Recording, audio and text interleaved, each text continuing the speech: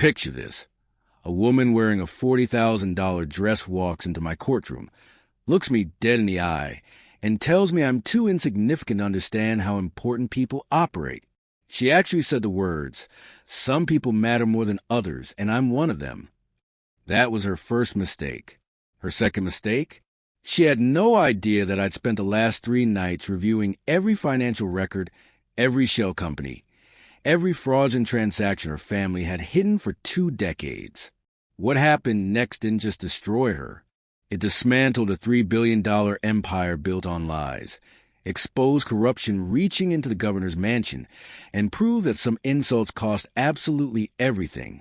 But to understand how one woman's moment of supreme arrogance ended with her in federal prison and her family's legacy in ruins, you need to hear exactly what she said that made me do something I'd sworn I would never do. Before I tell you how Isabella Blackwood went from Manhattan socialite to federal inmate number 47823, I want to know something. Drop your location in the comments below. Where are you watching from right now? And if you believe that insulting a judge who spent 42 years seeing through liars, cheats, and con artists is a catastrophically stupid decision, hit that subscribe button hard. Because what you're about to hear is one of the most satisfying revenge stories in American legal history. This isn't fiction. This happened in my courtroom in Chicago. And every single word of what I'm about to tell you is documented in court transcripts that went viral and changed how we prosecute white-collar crime in this country. Let's begin. My name is Judge Richard Castellano, and for 42 years, I presided over the Cook County Circuit Court in downtown Chicago. People who know me understand something fundamental about my approach to justice. I believe in second chances. I believe in redemption. I believe that most people who end up in courtrooms made mistakes, not malicious choices, and deserve an opportunity to make things right. In 4 decades on the bench, I've helped thousands of people turn their lives around. I've reduced sentences for first-time offenders. I've created payment plans for people drowning in fines. I've connected defendants with job programs, addiction services, and educational opportunities. Lawyers call me Judge Second Chance. The Chicago Tribune once wrote that my courtroom was where justice met compassion. But there's something else you need to understand about me. Something that makes what happened with Isabella Blackwood so much more significant. I grew up in Pilsen on the south side of Chicago. My father was a janitor at the University of Chicago. My mother cleaned houses in Lincoln Park for wealthy families who barely acknowledge her existence. I know what it's like to be invisible to people who think money makes them superior. I worked my way through community college, then night school at DePaul Law. I clerked during the day and studied until 2 a.m. every night for 6 years. I took the bar exam 3 times before passing. Nothing about my path was easy, privileged, or handed to me. When I finally became a judge at age 34, I made myself a promise. Every person who walked into my courtroom would be treated with dignity, rich or poor, connected or powerless. Everyone would receive the same respect, the same fairness, the same justice. For 42 years, I kept that promise, until Isabella Blackwood walked through my doors and showed me that some people don't deserve second chances. Some people deserve to lose everything. It was a Thursday morning in October. My docket showed a routine traffic violation, failure to yield to emergency vehicle. The defendant's name caught my attention immediately, Isabella Blackwood. Everyone in Chicago knew that name. The Blackwood family had built their fortune in real estate development, then expanded into finance, media, and political influence. They owned half the skyscrapers in downtown Chicago. They had governors on speed dial. They donated millions to museums, hospitals, and universities, always with their name attached in gold letters. James Blackwood, the patriarch, was worth an estimated $3 billion. His daughter Isabella had married into the Ashford banking dynasty, combining 2 of America's wealthiest families into one powerhouse of money and influence. The Blackwoods were Chicago royalty, and they knew it. The case file was straightforward. Security footage showed a white Rolls-Royce blocking traffic at the intersection of Michigan Avenue and Oak Street. An ambulance with full lights and sirens had been trapped behind a Rolls-Royce for nearly 6 minutes. 6 minutes. The ambulance was transporting a 58-year-old woman named Patricia Gonzalez, who was having a stroke. Every second mattered. Every minute of delay increased the risk of permanent brain damage. According to the paramedics' report, they'd honked repeatedly. They'd used their PA system to request a vehicle move. They'd even gotten out and knocked on the window. The driver, Isabella Blackwood, had refused to move. She was on her phone.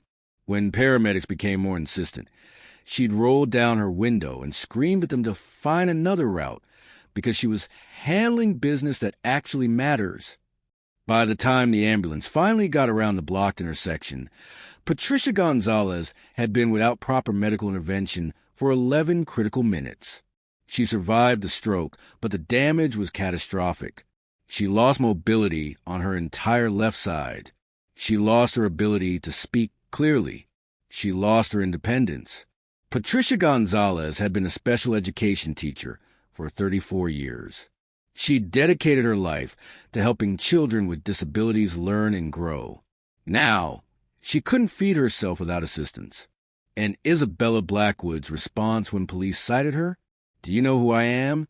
Reading the file made my chest tight. But I told myself to approach this like any other case. Everyone deserves their day in court. Everyone deserves to be heard.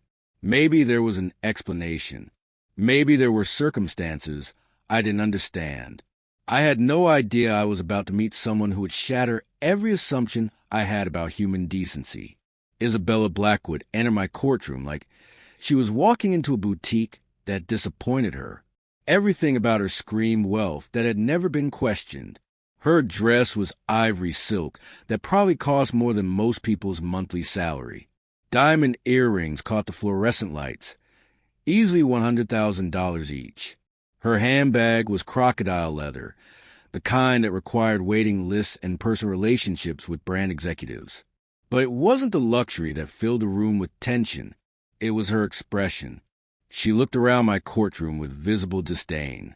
Her eyes moved over the bailiff, the court reporter, the public defender waiting for his own case, and me, scanning each of us like items on a clearance rack she wouldn't touch. Her attorney was Martin Hayworth, a partner at one of Chicago's most expensive law firms. The kind of lawyer who charges $1,200 an hour and has the governor's private cell phone number.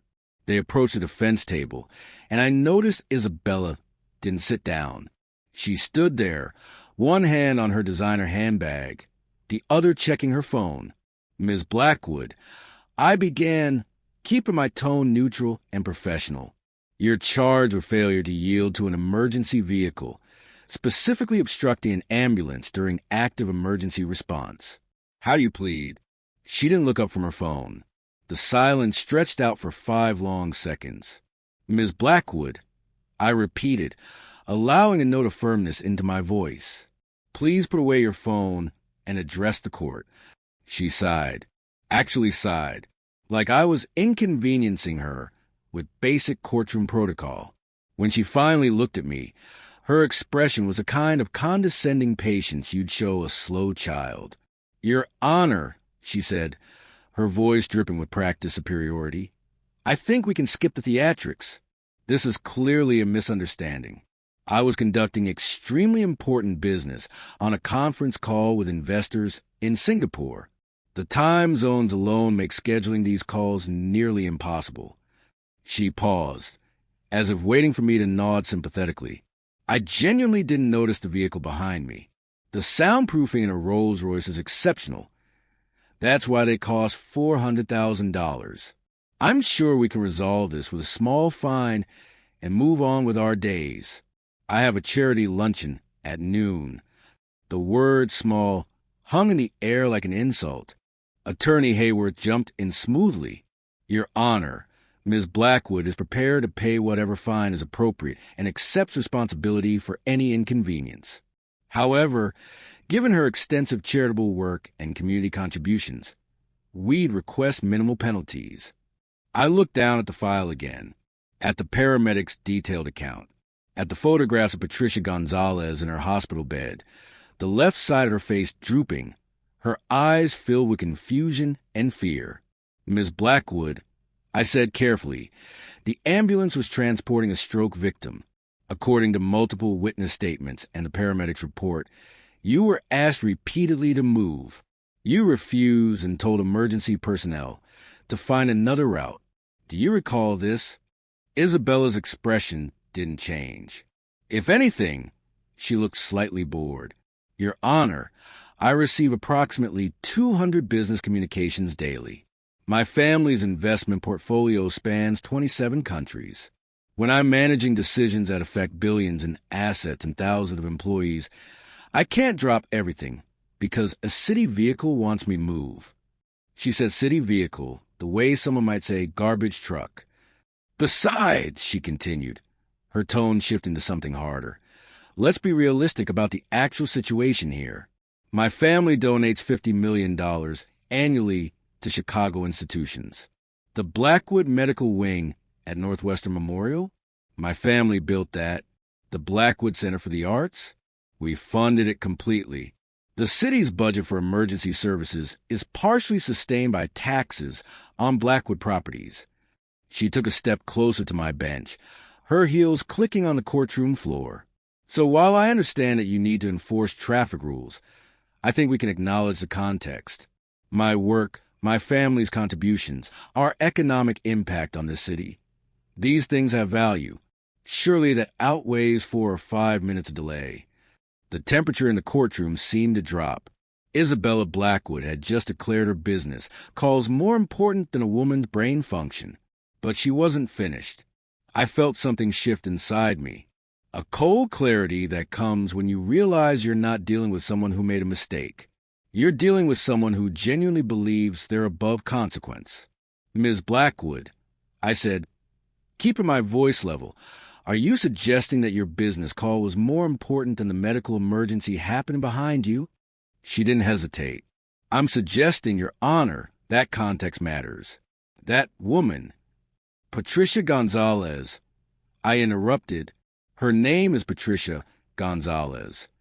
Isabella's eyes flickered with irritation at being corrected. "Fine, Ms. Gonzalez." She was going to the hospital regardless. A few minutes wouldn't have. "She was having a stroke," I said, feeling my jaw tighten. "Every second without treatment increases brain damage. Those few minutes you cost her resulted in permanent disability. She can no longer speak clearly. She can't use the left side of her body. She can't teach anymore." For just a moment, I thought I saw something like recognition cross Isabella's face, but it vanished immediately, replaced by defensive irritation. "That's unfortunate," she said in a tone that made clear she found it anything but. "However, I fail to see how I'm responsible for the medical outcome of someone I've never met. I was legally parked. I was conducting business. If the city's emergency services can't navigate traffic efficiently, that's an infrastructure problem, not my fault." The bailiff shifted uncomfortably. The court reporter's fingers had stopped moving on her stenography machine. Everyone in the courtroom seemed to be holding their breath. Attorney Hayworth put a hand on Isabella's arm, trying to quiet her. She shook him off. "Your Honor," she continued, her voice rising slightly, "I think we're losing sight of the bigger picture here. You're sitting in judgment over someone who contributes more to this city in a single year than you'll earn in your entire career. My family employs 3,000 people directly and supports another 10,000 jobs through our investments." She gestured around my courtroom with barely concealed contempt. "You spend your days here handling parking tickets and petty domestic disputes and small civil matters. That's fine. Someone has to do it. But some of us operate on a different level. When I'm on a call negotiating a $500 million acquisition that will create 800 new jobs, I can't interrupt that because someone behind me has a medical problem." The words landed like physical blows. Isabella Blackwood had just told me that my life's work was meaningless, that justice was petty, that human suffering was less important than her business deals. But she still wasn't done. With all due respect, she said, and we both knew there was no respect in what was coming. You spent 40 years in this building, in this room, handling the same repetitive problems for people who contribute nothing. I've built companies. I've created wealth. I've employed thousands. I think I have a better sense of what actually matters in the real world. She looked at me with something like pity. So yes, I blocked traffic for 6 minutes while conducting business that affects more lives than you'll see in your entire career. And no, I don't feel guilty about it, because in the actual hierarchy of importance, my time is more valuable. My work matters more. And frankly, people like me keep this entire system functioning, while people like you sit in judgment without understanding what real responsibility looks like. The silence that followed was absolute. Isabella Blackwood had just declared herself superior to justice itself, superior to the woman whose life she destroyed, superior to every person in my courtroom, superior to me. Attorney Hayworth's face had gone pale. He knew something catastrophic had just happened, even if his client didn't. I stood up slowly. When a judge stands during a hearing, everyone understands it means something significant. Ms. Blackwood, I said, and my voice was quiet but carried the weight of 4 decades of judicial authority. In 42 years on this bench, I have never encountered such profound contempt for human life, such absolute moral bankruptcy, such breathtaking arrogance. Isabella's confident smirk began to falter as she heard something in my tone that wasn't intimidated, wasn't impressed, wasn't backing down. You declared your business negotiations more important than a woman's brain. You blamed emergency services for not working around your criminal obstruction. You dismissed a stroke victim's disability as unfortunate, but not your problem. And you've had the stunning arrogance to tell me that your wealth makes you superior to justice. I walked around my bench, eliminating the formal distance between judge and defendant. Let me tell you what I understand, Ms. Blackwood. I understand that Patricia Gonzalez spent 34 years teaching children with special needs, that she worked with autistic kids, kids with Down syndrome, kids that other teachers gave up on. She changed hundreds of lives through patience, dedication, and love. Isabella rolled her eyes, actually rolled them. That's when I decided she was going to lose everything. I also understand, I continued, my voice dropping to something even colder, that your family's empire isn't built on hard work or innovation. It's built on tax evasion, political corruption, and systematically exploiting every loophole to avoid accountability. Isabella's face shifted. The condescension vanished, replaced by the first flicker of concern. What are you? I spent the last 3 nights reviewing public records on Blackwood Enterprises. I said, cutting her off. Would you like to know what I found? Attorney Hayworth was on his feet. Your Honor, this is highly irregular. My client is here on a traffic violation, not... Sit down, Mr. Hayworth, I said without looking at him. Your client made this about wealth and power, and who matters more. So let's examine exactly what her family's contributions actually consist of. I picked up a folder I'd had my clerk prepare. Isabella's eyes fixed on it, like it was a weapon. The Blackwood Medical Wing at Northwestern Memorial. Your family claimed $75 million in charitable tax deductions for that donation, but the actual cash contribution was $8 million. The remaining $67 million was claimed through inflated property values on buildings you donated, buildings the city assessor valued at less than half what you claimed. Isabella's mouth opened, then closed. The Blackwood Center for the Arts. Another $50 million in claimed deductions. Except the art you donated was purchased through shell companies you control, allowing you to inflate the values by 400% and claim deductions on appreciation you created artificially. Her face was losing color now. Over the past 15 years, your family has claimed $340 million in charitable deductions. The IRS flagged $280 million of those claims as questionable. But somehow, those investigations always went away. Want to guess why? This is absurd, Isabella said, but her voice had lost its confidence. You can't possibly. Federal Election Commission records show your family donated $12 million to various political campaigns over the past decade. Interesting how the IRS audits always close right after election cycles. Even more interesting how 3 different IRS investigators who questioned your deductions were transferred to other departments after your family's attorneys contacted their supervisors. I open another section of the file. Then there's the employment practices. You mention your family employs 3,000 people directly. What you didn't mention is the 47 OSHA violations at Blackwood Properties in the past 8 years, or the class action lawsuit from workers exposed to asbestos during renovations you didn't properly manage, or the $15 million settlement you paid, then wrote off as a business expense, to 63 workers who developed respiratory illnesses.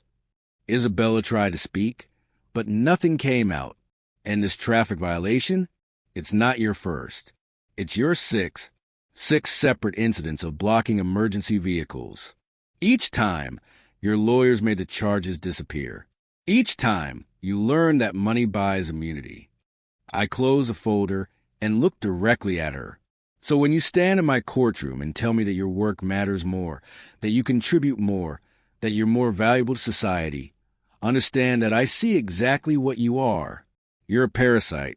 You're someone who spent your entire life taking credit for wealth you inherited, hiding money from taxes, exploiting workers, and buying your way out of consequences.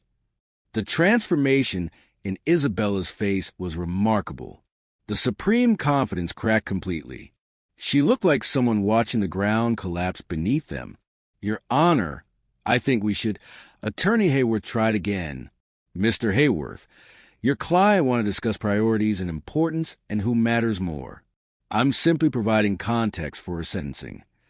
That word, sentencing, hit Isabella like a physical blow. What I'm about to do, I said, will become the most talked about judicial decision in Illinois history. Because you're right about one thing, Ms. Blackwood. Some cases matter more than others. Some moments define whether justice actually exists. I returned to my bench and picked up my gavel. And this is one of those moments. Ms. Blackwood, for the violation of failure to yield to an emergency vehicle resulting in life-threatening delays and permanent injury to Patricia Gonzalez. Maximum fine of $10,000, payable immediately. Isabella's attorney started to relax, slightly. $10,000 was nothing to them. For contempt of court through systematic disrespect of these proceedings and complete disregard for human life. Additional fine of $25,000. Still manageable for a billionaire's daughter. License suspension, 3 years. Isabella's eyes widened. 3 years without driving privileges was substantial. And 500 hours of community service to be served with Chicago Emergency Medical Services, working directly with paramedics and EMTs. Now she looked genuinely shocked. But I was just getting started. However, I continued, those are the standard penalties. What happens next is not standard at all. I leaned forward, and everyone in the courtroom leaned with me. I am directing immediate copies of today's complete transcript to the following agencies: the Internal Revenue Service, the Securities and Exchange Commission, the Department of Justice, the Illinois State Attorney General, and the FBI's White Collar Crime Division. Isabella actually stumbled backward a step. Your admissions today, that your business takes priority over public safety, that you view yourself as above accountability, that you systematically avoided responsibility, combined with a documented pattern of making violations disappear through wealth and influence, constitute probable cause for federal investigation into charitable fraud, tax evasion, and political corruption. Attorney Hayworth was frantically whispering to Isabella, but she wasn't listening. She was staring at me like I'd just sentenced her to death. Furthermore, I'm ordering an immediate forensic audit of all Blackwood family charitable deductions for the past 15 years. If it's determined your family claimed fraudulent deductions while simultaneously claiming moral superiority over ordinary citizens, you'll face federal tax fraud charges carrying up to 20 years imprisonment. The courtroom had gone absolutely silent. Even the usual background noise, paper shuffling, people shifting in seats, had stopped. I'm also directing copies of today's transcript to every major news organization in Illinois: the Chicago Tribune, the Sun-Times, WGN, NBC Chicago, CBS Chicago. The public has a right to know how someone with significant influence views their lives. Isabella found her voice. You can't do this. This is judicial overreach. This is justice, Ms. Blackwood. This is what happens when you tell a judge that money matters more than accountability. When you declare yourself superior to the woman whose life you destroyed. When you treat human suffering as an inconvenience to your business calls. I brought the gavel down with finality. Total fine, $35,000, due before you leave this courthouse. License suspended for 3 years. 500 hours of community service. And Ms. Blackwood, if you ever appear in my courtroom again, I will hold you in criminal contempt and recommend the maximum penalty allowable by law. The gavel came down again. We're adjourned. Isabella just stood there frozen, as the reality of what had just happened crashed over her. Her attorney was already on his phone, probably calling senior partners to explain how a simple traffic ticket had become a federal investigation. But I wasn't done yet. As Isabella turned to leave, I called out, "Miss Blackwood?" She turned back, her face a mask of shock and fury. "One more thing. I'm personally writing a letter to Patricia Gonzalez, informing her today's outcome and letting her know that she has every legal right to pursue civil litigation against you and your family for the permanent injuries caused by your actions." Isabella's face went completely white. "And I'll be recommending several excellent attorneys who specialize in personal injury cases against wealthy defendants. Pro bono." That was the moment Isabella Blackwood realized she hadn't just lost a court case. She'd started a war she couldn't win. What happened over the next 6 months was the most comprehensive dismantling of a wealthy family's empire I've ever witnessed. The transcript of Isabella's courtroom meltdown hit the internet within 4 hours. Someone in the court reporter's office, I never found out who, leaked it to a legal blog. From there, it spread everywhere. By that evening, "Some People Matter More Than Others" was trending on Twitter. The full quote, where Isabella declared her business calls more important than a stroke victim's life, became the most viral example of elite arrogance the internet had seen in years. The headlines were devastating. Chicago Heiress values business, calls over stroke victim's brain. Blackwood empire built on contempt for working people. Billionaire's daughter tells judge she's too important for traffic laws. Major news networks picked it up. CNN ran a segment on wealth inequality, using Isabella's quotes as the centerpiece. MSNBC brought on economic experts to discuss how the ultra-wealthy view ordinary Americans. Even Fox News, usually friendly to wealthy conservatives, condemned her statements as indefensible elitism. But the media attention was just the beginning. The federal investigations I triggered moved with unusual speed. Turns out, when you have a detailed transcript of a wealthy defendant admitting she believes herself above the law, combined with documented evidence of political interference with investigations, prosecutors get very motivated. IRS Criminal Investigation Division assigned a 12-person team to the Blackwood family finances. They started with the charitable deductions I flagged and found something far worse than I'd imagined. The Blackwood Foundation, which had claimed $340 million in deductions over 15 years, had actually distributed only $23 million to actual charitable causes. The remaining $317 million had been claimed as pledged donations that never materialized, or had been funneled through shell organizations that paid salaries to family members, or had been assigned inflated values through fraudulent appraisals. It was systematic fraud on a massive scale. The SEC investigation uncovered years of securities violations. Blackwood Enterprises had been using insider information from politically connected board members to make strategic investments. They'd been hiding losses in offshore subsidiaries while reporting false profits to shareholders. They'd been manipulating property values through coordinated appraisals to inflate their net worth for loan applications. The Department of Justice found evidence of bribery, witness intimidation, and conspiracy to obstruct justice reaching into the governor's office, the state attorney general's office, and 3 federal agencies. But here's what made the whole thing collapse so spectacularly. James Blackwood, Isabella's father and the family patriarch, had built his empire on one fundamental principle: appear legitimate, pay enough in taxes to avoid scrutiny, donate enough to charity to seem generous, contribute enough to politicians to have access, but not enough to trigger corruption investigations. It had worked for 40 years. Isabella had destroyed all of it in one courtroom tantrum. By publicly declaring that the family viewed themselves as above accountability, she'd given prosecutors the narrative they needed. Every questionable deduction, every political contribution, every regulatory favor could now be reframed as part of a pattern of corruption by people who genuinely believed rules didn't apply to them. James Blackwood reportedly screamed at his daughter for 3 straight hours when he found out what she'd done. Then the criminal indictments started coming. Patricia Gonzalez filed her civil lawsuit 3 weeks after my ruling.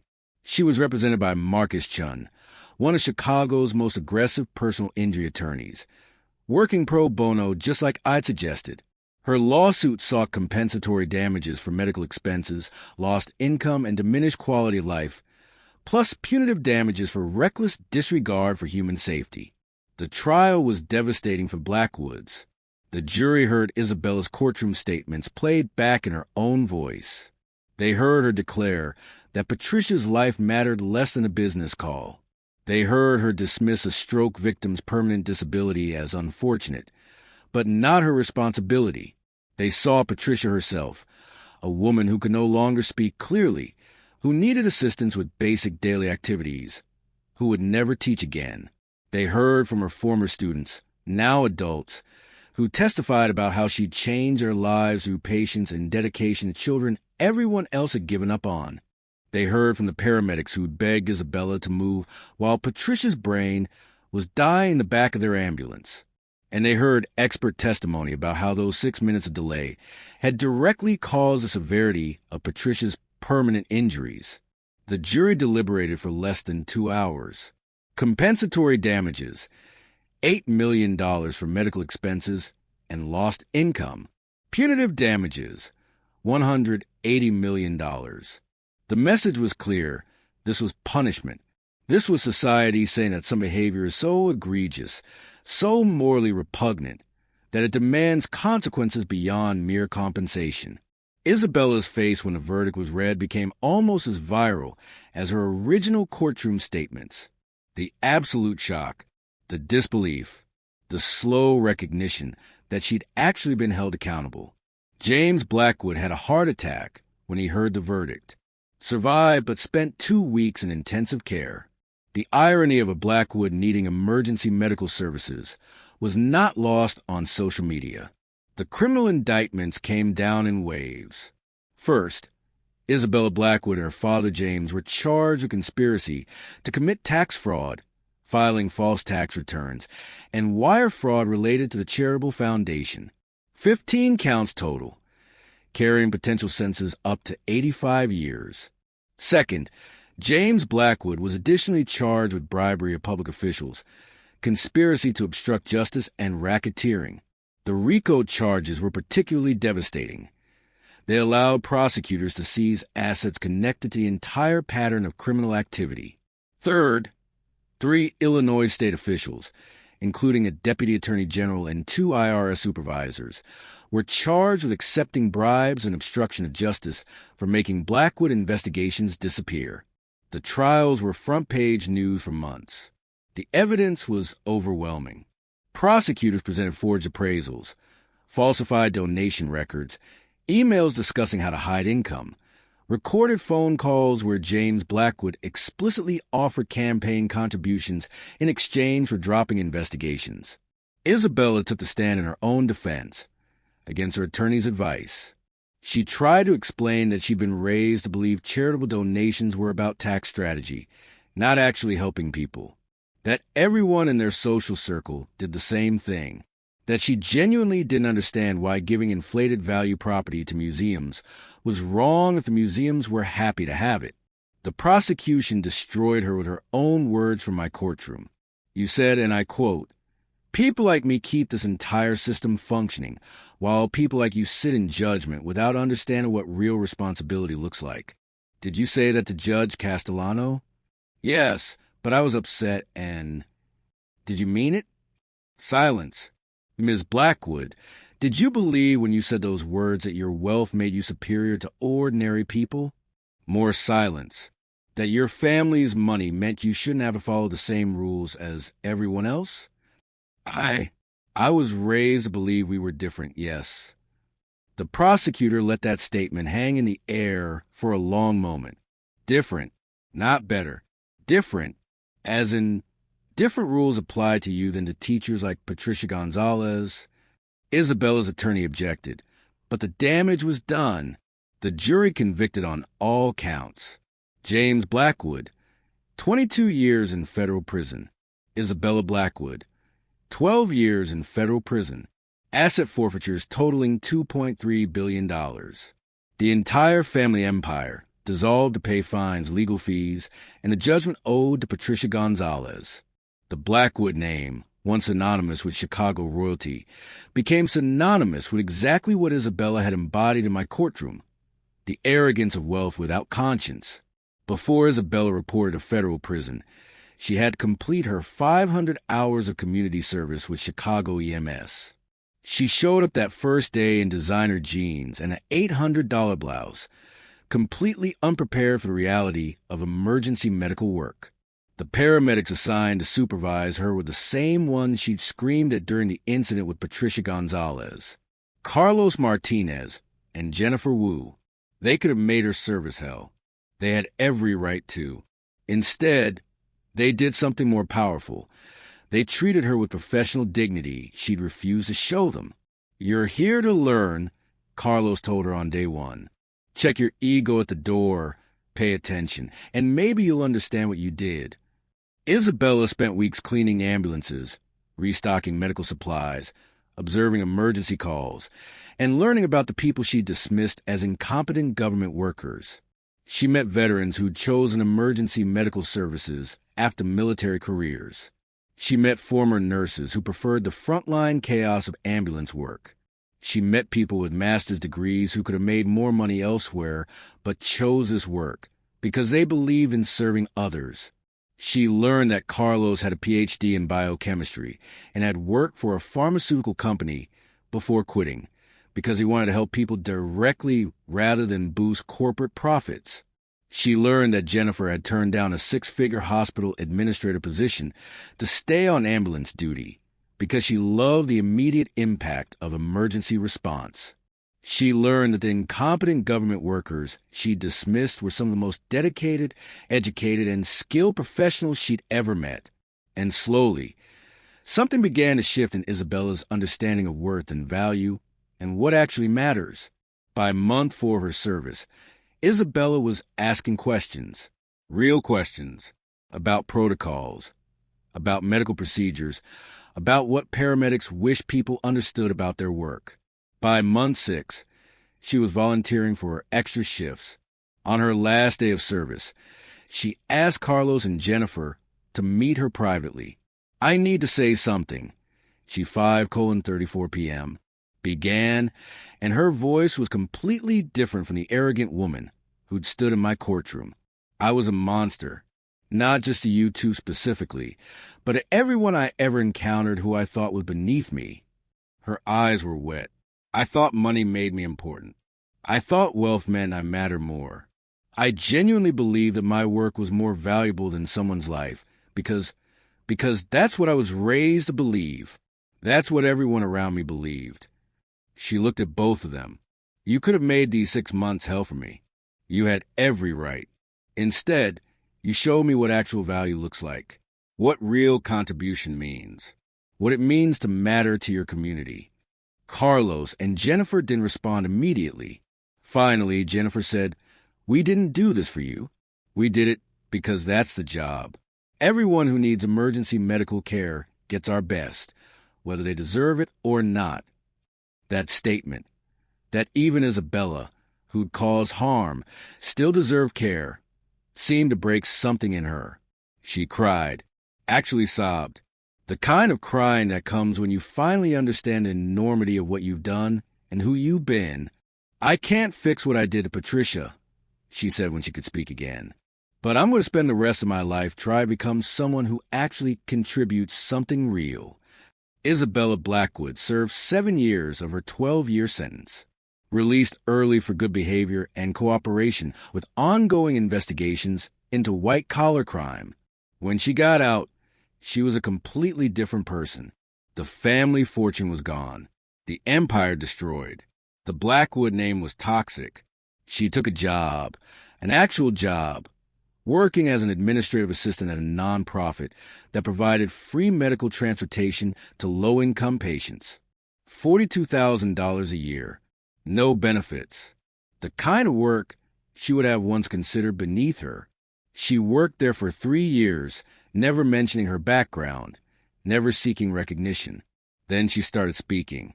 College campuses, criminal justice reform conferences, wealth inequality symposiums. She told her story without minimizing it, without excusing it.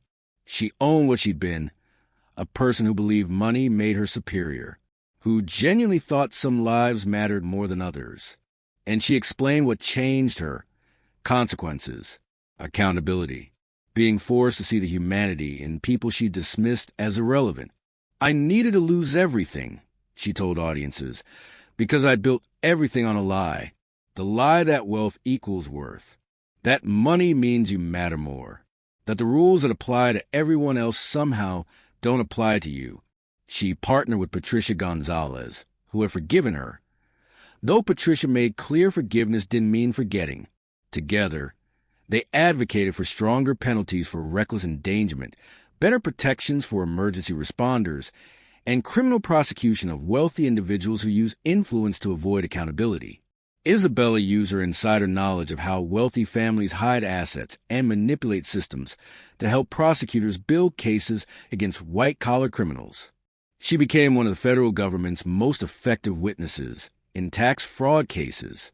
The woman who'd once declared herself too important to move for an ambulance now dedicated her life to ensuring emergency responders got the respect and protection they deserved. People ask me if I regret what I did, if I think I went too far in destroying Isabella Blackwood's life. My answer is always the same. I didn't destroy her life. She destroyed her own life. I just held her accountable for it. And in being held accountable, she found something more valuable than her family's billions. She found purpose, meaning a life built on actually helping people rather than exploiting them. Patricia Gonzalez never fully recovered. She regained some speech ability through therapy. She learned to write left-handed, but she never taught again, never regained the independence she'd had. The injustice of what happened to her is permanent, but Patricia told me something that I think about often. Isabella's money couldn't save her from consequences. That matters more than my recovery.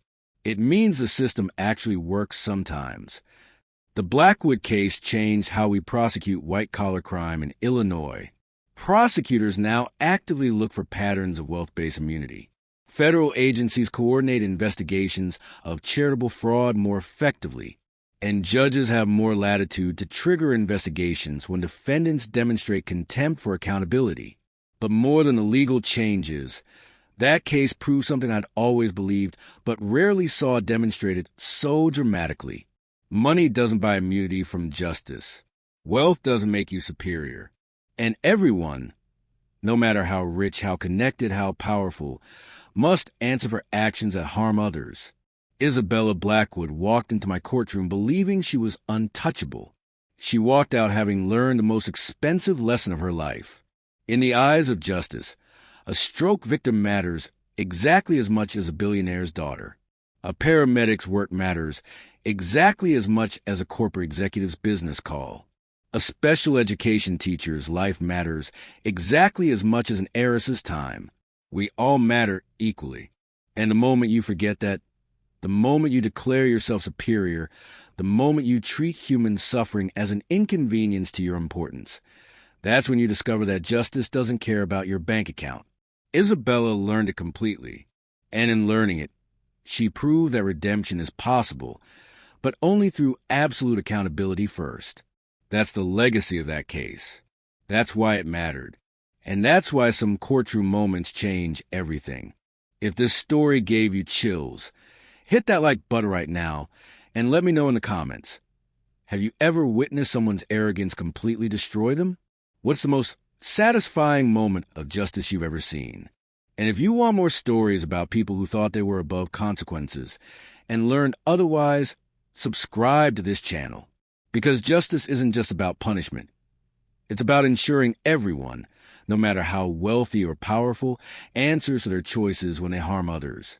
See you in the next one.